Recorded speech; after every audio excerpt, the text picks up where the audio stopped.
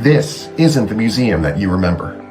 It's still a home to Lunenburg County's heritage and to Bridgewater's story, but now it's so much more. A hub of art and culture. A home to events and celebrations, to the things that we hold dear and that make us special. To experiences that are universal. And now, we need you. The Bridgewater Museum Commission is looking for new members. For just a few hours of your time each month, you can help the museum grow. Help shape programming to welcome new residents and to make them feel at home.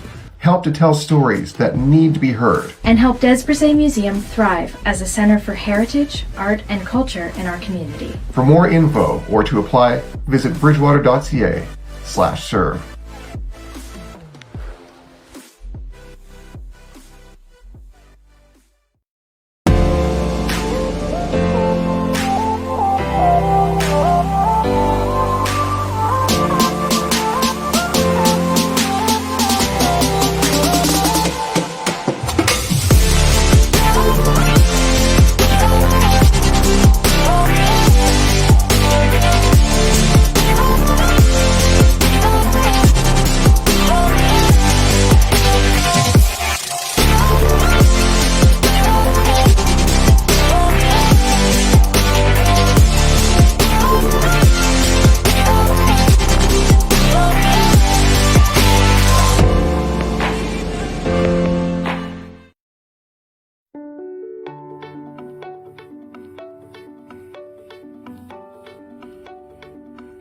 I'm Amanda Fancy. I'm the dealer-owner of Guss Hardware and Furniture.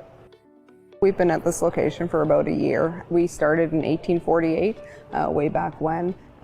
This is our 5th location, so we've never have left the town limits. So we're looking to build this location. We had lots of opportunity to potentially look at outside of the town limits, but it was really key for us to be and continue to be a growing business in Bridgewater.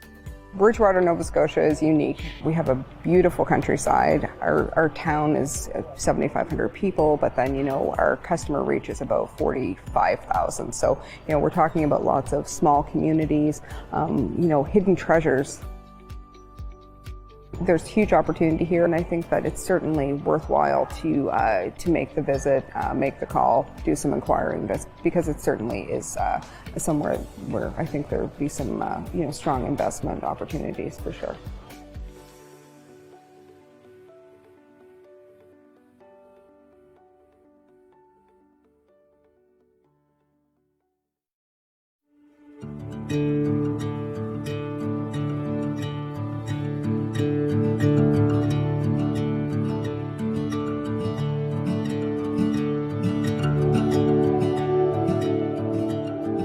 My name is Joey Richard. I come from Quebec, Montreal.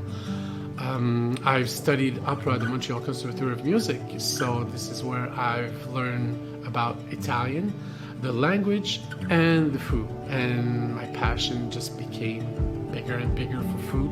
I've been cooking for 20 years, almost. I opened a family business, but the only thing I forgot is that my family is still in Montreal, so I'm like, I make new friends, I'm building this thing, but it is a family business here. My chef is like my brother, his wife is like my sister, so I recreated a family environment. We do the real recipes, starting from the real ingredients, and for Italian food, what the secret is, few ingredients and very fresh. So each recipe would be like 3-4 ingredients maximum. But it's just the best ingredients and makes it so delicious. If you think that it's impossible to have your own business, I'm the living proof that it is possible. People want us to thrive. We work together. So everybody helps each other. If you want to be part of a community, it is the community to be part of.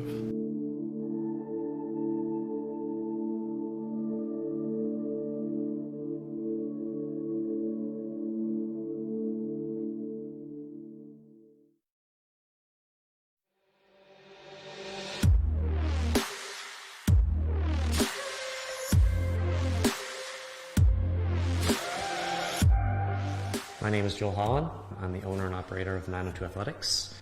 I found the opportunity, started this gym in my parents' garage, and now we are currently in an 8,600 square foot facility. A lot of people come here because of the community.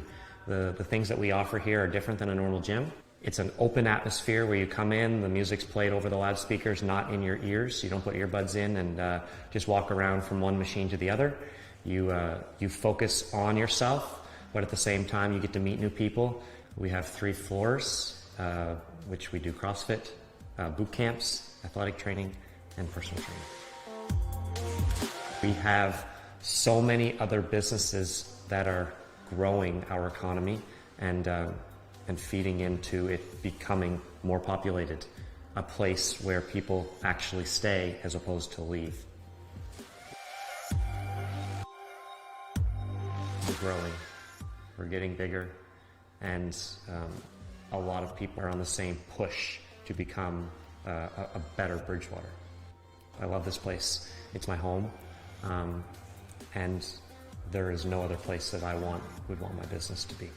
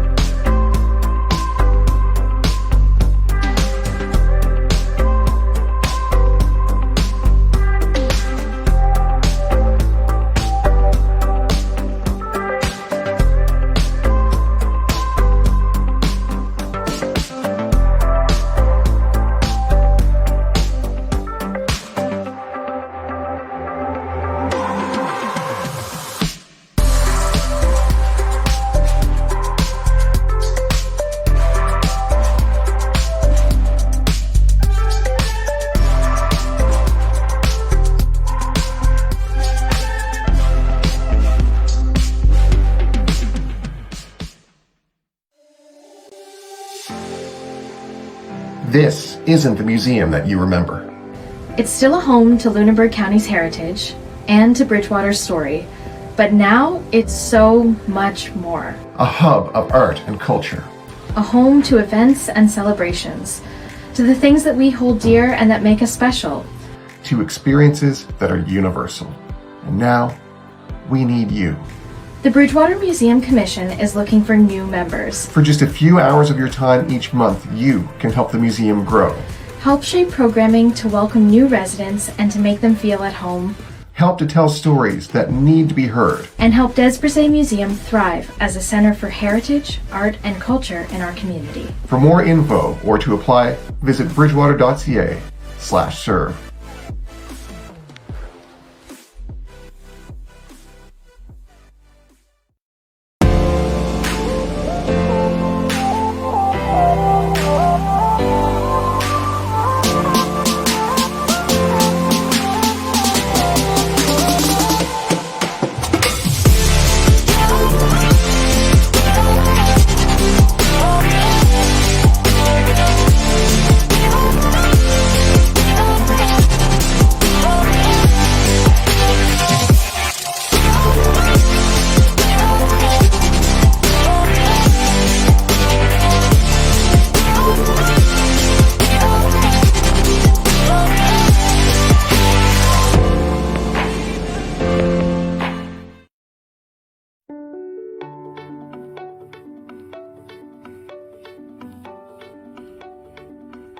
I'm Amanda Fancy. I'm the dealer owner of Guss Hardware and Furniture.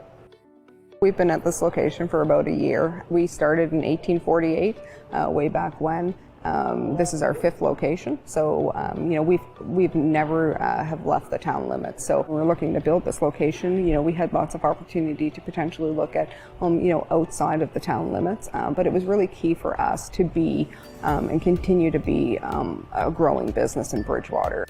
Bridgewater, Nova Scotia is unique. We have a beautiful countryside. Our town is 7,500 people, but then, our customer reach is about 45,000. So, we're talking about lots of small communities, hidden treasures.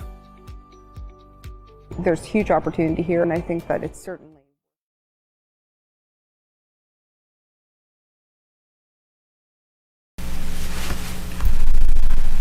Good evening, everyone. I will call this regularly scheduled meeting of Bridgewater Town Council to order.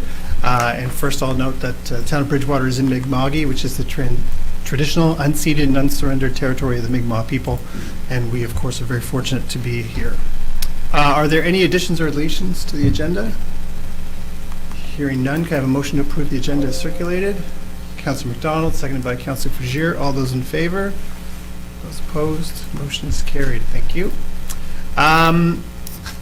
Before I ask if anyone else has any announcements, I will just, traditionally our proclamations are on the town website, but I will say that Volunteer Week is coming up, April 24th to 30th. So we will be proclaiming National Volunteer Week in the town of Bridgewater for that week. Are there any announcements from members of council? Anything upcoming?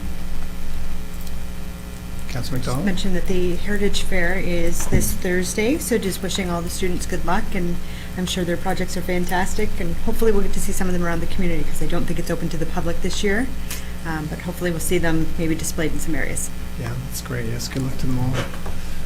Other announcements? Okay. Are there any members of the public, any delegations that wish to come before council and speak? Kind of a quiet gallery compared to it was a couple weeks ago. We have the March 28th, 2022 regular council meeting minutes. Are there any errors or omissions there? Hearing none, motion to approve the minutes is circulated. Councillor Conklin, seconded by Deputy Mayor Tanner. All those in favor? Those opposed? Motion is carried. And we will go down to planning items. And as this is a public hearing for the application for development agreement for 233 Logan Road, I will open this public hearing and note that all statutory requirements have been met and that council's decision is governed by the municipal planning strategy. And I will turn it over to our planning team to walk us through this application. Thank you. Good evening, everyone. This is an application was submitted by Michelin North America for a development agreement to construct a 3,200 square meter manufacturing addition at 233 Logan Road. You can see the location here, marked by the star. The property itself is located in the Bridgewater Business Park and is connected to King Street and St. Philip Streets via Logan Road. For some context, these are some photos of the existing facilities. The top photo shows the southwest corner of the existing facilities, and the bottom photo shows the front of the building and the parking lot. So that application is to construct that 3,200 square meter manufacturing facility. There will be two separate additions, one 2,500 square meter addition and one 700 square meter addition. These will be in the southwest corner of the current facilities. And they will be approximately 7.7 meters or 25 feet from the property line at their nearest points, and 8.8 meters or 29 feet in height. So the property is zoned as industrial M1 in the land use bylaw. The property is designated as industrial in the future land use map of the municipal planning strategy. This designation is what council envisions for the property in the future. The M1 zone, the existing zoning, falls within this designation. The surrounding zoning is industrial M1, light industrial M2, single unit residential R1, 2 unit residential R2, comprehensive residential R3, manufactured residential residential home R7, neighborhood commercial C7, special commercial C8, park P, and recreation rec. The surrounding uses include single unit residential dwellings, industrial buildings, offices, and recreation facilities.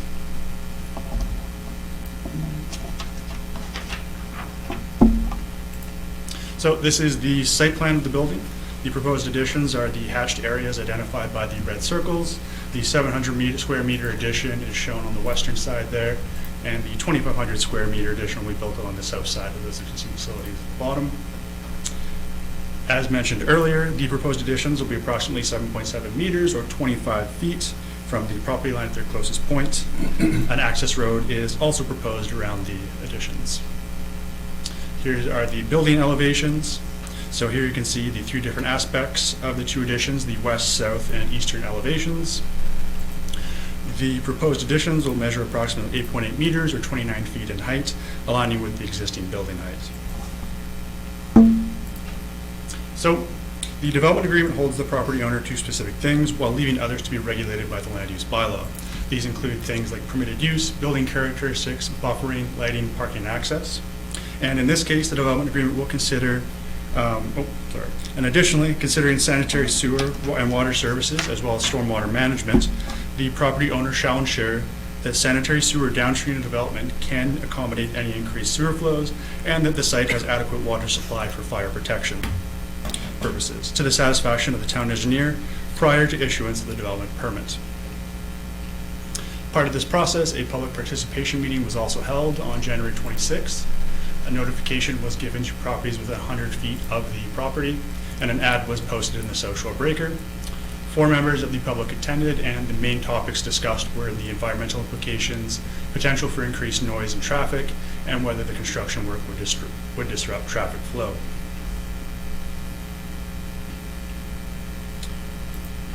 So as part of this process, staff reviewed the town's policy while analyzing the development and creating the development agreement.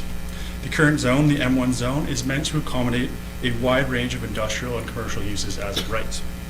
And the intent of the broader industrial designation is to provide continued opportunities for a range of manufacturing and industrial land uses within Bridgewater. The MPS also contains policy statements specific to development agreements, which focus on the compatibility of the use, the compatibility of the building, landscaping, the adequacy of infrastructure, emergency services accessibility, active transportation and parking, and the environmental impacts. In this case, the land use is compatible with those adjacent to it because the surrounding uses are self-storage, production, as well as low-density residential abutting St. Philip Street. The additions are the same height, scale, and bulk as the existing building. No landscaping plan is required. However, abutting zone requirements in the land use bylaw will apply. These requirements are established to minimize potential land use conflicts and include setback standards and buffering requirements. The applicant shall also ensure that existing trees and vegetation are retained during construction. Regarding infrastructure, wastewater offsetting will have to be provided, and service drawings are required before permit issuance. Industrial development policy is also analyzed as part of this process. Each of the following were analyzed when reviewing the application and creating the DA. First, policy M1 was reviewed. This policy states that industrial development shall be concentrated within the Bridgewater Business Park to minimize the potential for land use conflicts in other areas of the community. Policy M8 was also evaluated, and this requires for additions greater than 2,323 square meters or 25,000 square feet to existing development permitted as a right. Because this addition is over that 200 or 2,323 square meters, the DA is required. And then lastly, the policy MDA1 was reviewed. And this is a development agreement policy specific to industrial development. It is primarily concerns mitigating land use conflicts and controls for abutting boundaries, emissions, health hazards, environmental impacts, infrastructure compatibility, and implementation criteria.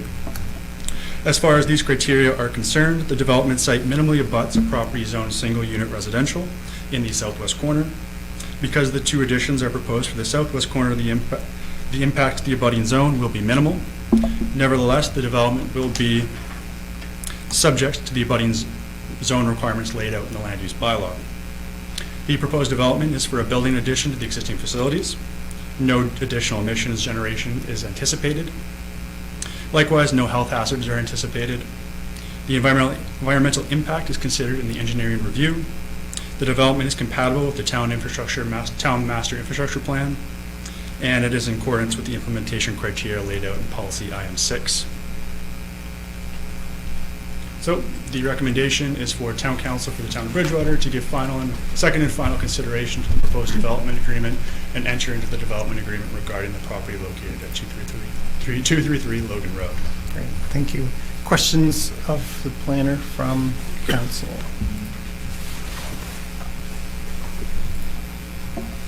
No, pretty straightforward. Okay, are there any members of the public that, is there any presentation from the applicant? No? And are there any members of the public that wish to speak in favor? Or those opposed? Okay, hearing none. I'll just note that it's exciting to see an expansion of the Michelin plant. It's an important anchor to our whole region, not just the town of Bridgewater, but the whole region, and I would argue to southwest Nova Scotia. So we're pleased to see this. Is someone prepared to make a motion? Councillor Thorburn. Before I do, that road around that property is probably for fire protection because you have to have a way to get the big ladder trucks around that building. So that's why that road access is important. Oh, before you make the motion, I have to close the public meeting. I knew I was going to miss something. You knew I was going to miss something. So, yes, it's not in bright enough, right? Yeah, so the public hearing is now closed. Councillor Thorburn, would you like to make a motion? Thank you, Your Worship. And I would move that Council for the Town of Bridgewater give second and final consideration to the proposed development agreement and enter into a development agreement regarding the property located at 233 Logan Road in a manner similar to the draft development agreement dated March 14, 2022, as shown in Appendix A of document 21-182B, and that the Mayor and Chief Administrating Officer are hereby authorized to execute the agreement only within the time frame described in the development agreement. Should the document not be signed within the time frame described in the development agreement, Council shall consider any request to sign the development agreement as a new application and follow the entire process required by the Municipal Government Act. Thank you. Seconded by, seems like everybody, Councillor McDonald. Councillor McDonald was the first one I saw. Further discussion? Hearing none. All those in favor? Those opposed? Motion is carried. Thank you. We are down to reports and recommendations. We have first reading, Chapter 13, REMO bylaw amendment. These are housekeeping amendments to reflect changes that were made to the intermunicipal agreement regarding the Regional Emergency Management Organization when the town of Lunenburg was added to the partnership. Our bylaws are required to be amended to reflect that the town of Lunenburg is a party to that agreement. So that's what these amendments essentially do.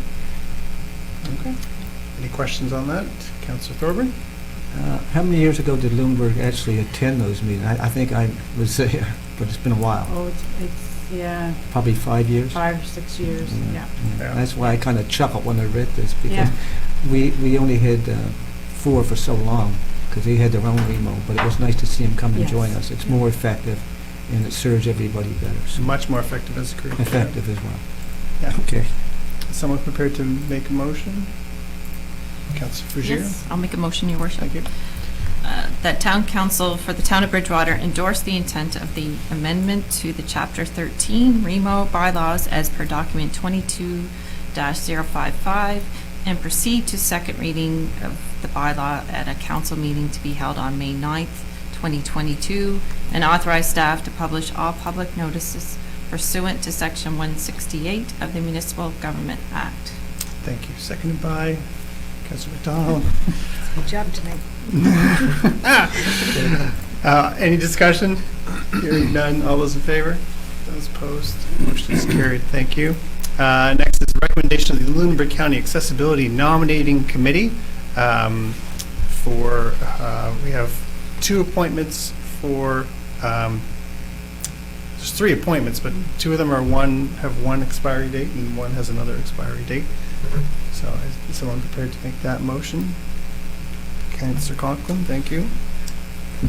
I move that Council for the Town of Bridgewater endorse the recommendation of the Lunenburg County Accessibility Nominating Committee to appoint Sheila Landry and Bruce Walsh to the Lunenburg County Accessibility Advisory Committee, each for a term of 3 years, and to appoint Peggy McCalla to the Lunenburg County Accessibility Advisory Committee with a term expiring September 1st, 2022. Thank you. Seconded by Councillor Caldwell. Further discussion? Hearing none. All those in favor? Those opposed? Motion is carried. Thank you. Our next item is to give notice. Notice of motion for the amendments to Policy 81 fees for planning. Yep, so these are reflected in your budget document as well as a new revenue source, which is to increase the development permit fees from $25 to $50, and also to increase the cost for a zoning confirmation letter from $25 to $100. The report provides you a little bit of background with respects to what other municipal units charge, and those fees fall within that range. So if council is agreeable, then you would just give notice tonight, and at the April 25th council meeting, council could give consideration to the policy. Does anyone have any questions? Again, it's coming back to the next meeting, but Councillor Thorburn. Just one, when I read that, there's a lot of different amounts in there for different services that the town offers. Is there any other services that we offer that should be considered for a price increase, or are these just the only two in that? These are the only two that were recommended by staff with respects to planning applications. I believe we looked at our building permit fees, I think a year or two ago. Yeah, no, I just wondered, it'd be a good time if there was any. No, cool. Just Yeah. Do you want to come down? Sorry. Come on down. These were the two remaining planning fees that had not been adjusted last year. With last year's budget, all the other planning application fees were adjusted. So. Perfect. Is someone prepared to make a motion? Councillor Caldwell.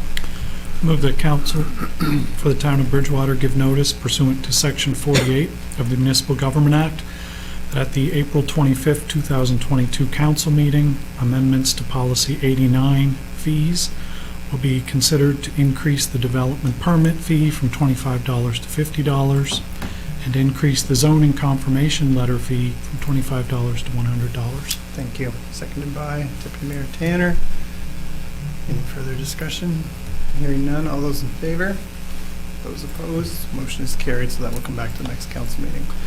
Another notice is giving notice for the proposed council video conferencing policy, and I'll give a little background on why we need this. So when the provincial state of emergency was in effect, the minister had declared that municipalities were able to meet virtually or hybrid, for part in person, part virtually.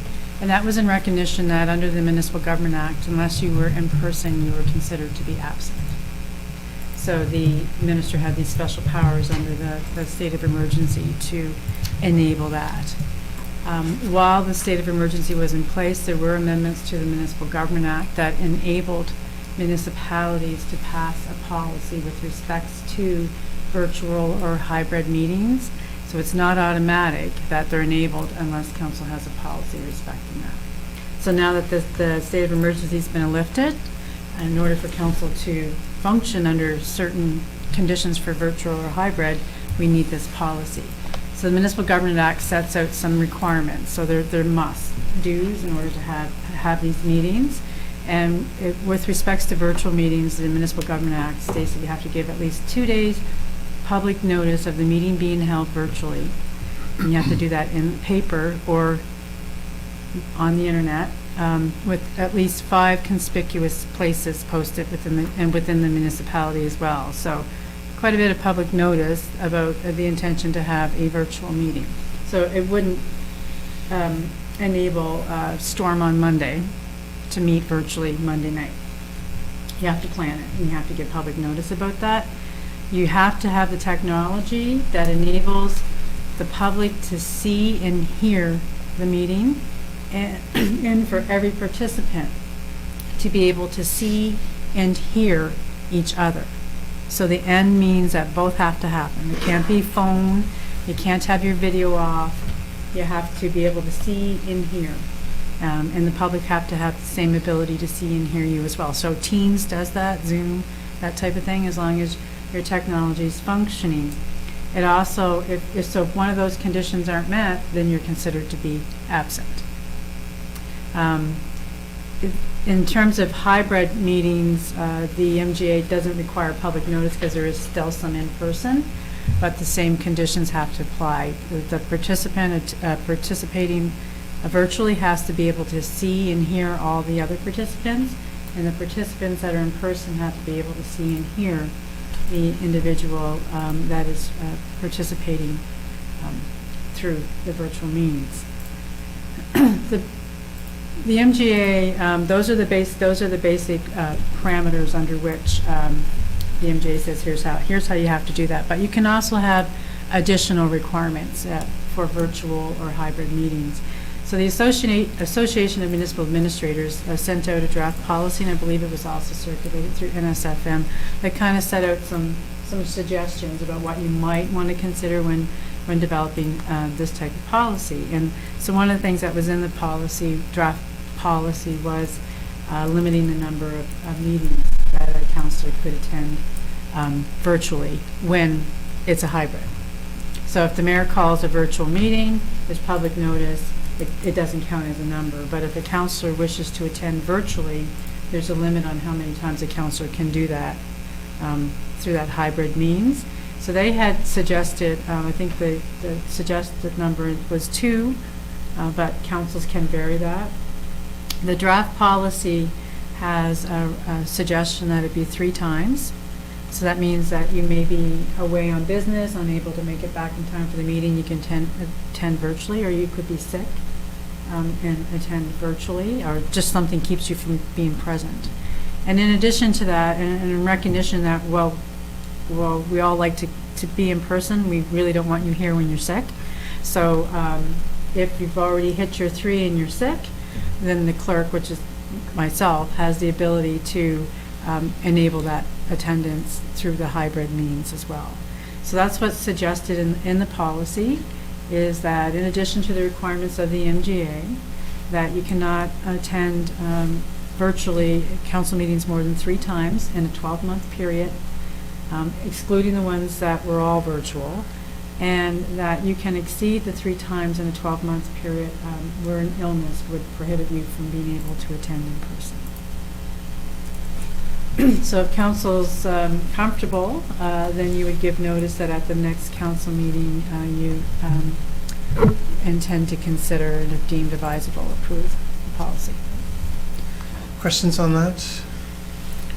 Councillor Colwell. So how does it work for committees of the town? Is that same thing as well? Yeah. So, okay, so if you have members, they have to have the full the Teams conference or Teams virtual? Yes. So you have to be able to be seen and heard. Yeah. So this policy the way it's drafted is that it applies to committees of council as well.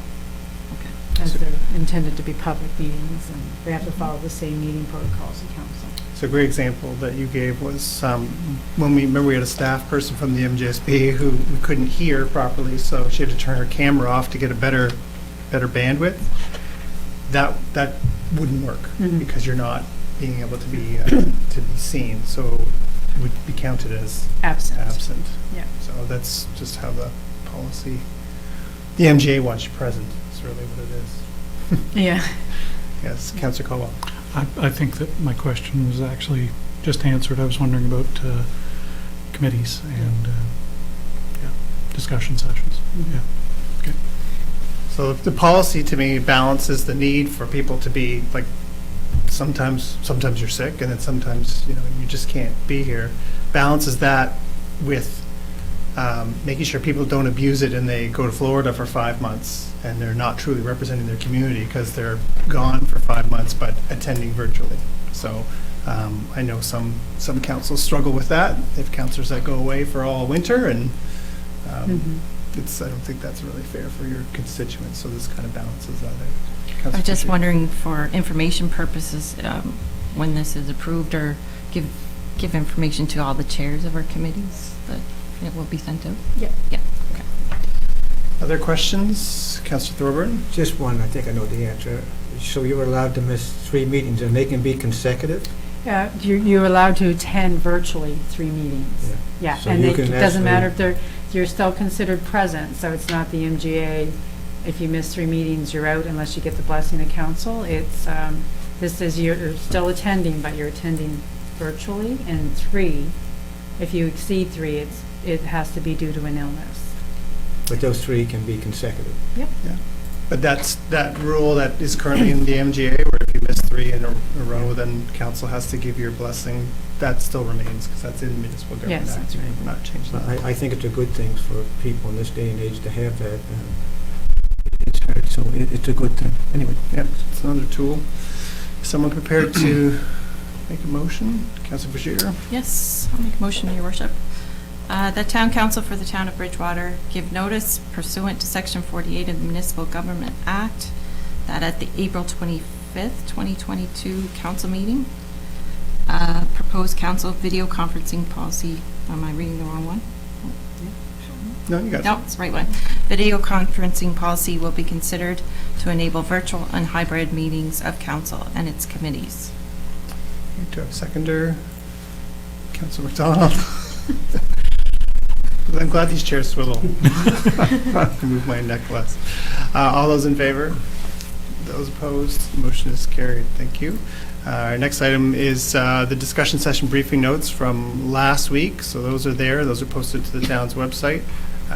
So last week, town council had a good discussion on budget. As we move to that in about 35 minutes, talked about the town's 125th anniversary coming up in a couple of years. Talked about some options maybe with the bridge, and then the council size review, which is part of the municipal boundary review, is in there. So I'd encourage people to check those out. 10.6 is the 2022 Representative Volunteer Award recipient. So that's just really for information, right? It's, I believe the committee has, the Park Recreation and Culture Advisory Committee has selected an individual who they wish to, or which they've nominated for the volunteer award. And it's noted in the... Should we say who, are we supposed to say who it is, or are we supposed to hold that back and wait for some presentation? Okay, so Sterling Ray was voted as recipient for the 2022 Representative Volunteer Award. So, huge congratulations. That's a big, are they doing the ceremony this year in person? Do we know? September. In September, okay. So that's good, because I felt really bad for the volunteers who last couple of years missed what is really a really important event. Premier's there, the Lieutenant Governor's there, and there's a lot of appreciation for our volunteers in that. So congratulations to Sterling Ray. And thank you for your many, many hours of volunteering in our community. Okay, we're kind of at the end of the first part of our meeting.